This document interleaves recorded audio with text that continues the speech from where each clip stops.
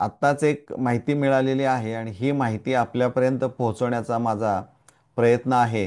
हे काय आहे नेमकं ते आपण नीट समजून घ्या आणि त्याप्रमाणे आपणाला योग्य तो निर्णय घ्यावा लागणारा आहे.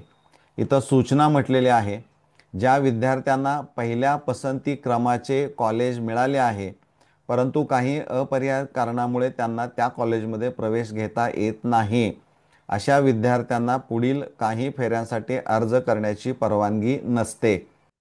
ज्या विद्यार्थ्यांकडून चुकीची माहिती भरली गेली असेल, अशा विद्यार्थ्यांनी पुढील प्रक्रिया करावी. विद्यार्थ्यांनी त्यांच्या लॉग इनद्वारे प्रोसीड फॉर ॲडमिशन हे बटन दाबून प्रवेश प्रक्रियेस मान्यता द्यावी.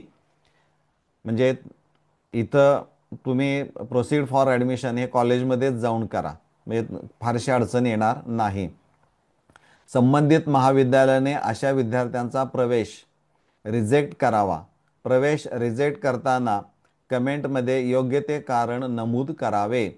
म्हणजे इथं कारण कोणतं असणार आहे ते तुम्हाला तिथं करेक्ट असं लिहावं लागणार आहे, ते उच्च माध्यमिक विद्यालयाला. ज्या विद्यार्थ्यांचे प्रवेश महाविद्यालयाने योग्य कारण देऊन रिजेक्ट केला आहे, त्यांनाच पुढील फेरीसाठी उदाहरणार्थ फेरी क्रमांक 2 अर्ज करता येईल. म्हणजे याचा अर्थ तुम्हाला महाविद्यालयाशी उच्च माध्यमिक विद्यालयाशी संपर्क साधावा लागणारा आहे. महाविद्यालयाने त्याच विद्यार्थ्यांचे फॉर्म रिजेक्ट करावे ज्या विद्यार्थ्यांनी चुकीची माहिती भरली आहे, पण रिजेक्ट करताना महाविद्यालयाने योग्य ते कारण रिजेक्टमध्ये द्यावे.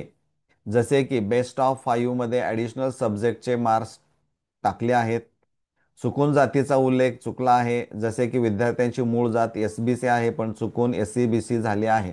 अशी अनेक कारणं असणार आहेत की जी तिथं कॅप ॲडमिशनला क्लिक केलं की कॅप अलॉटमेंट म्हणून आहे, तिथं स्टेटस सगळं तुमचं ते फॉर्म दिसत आहेत.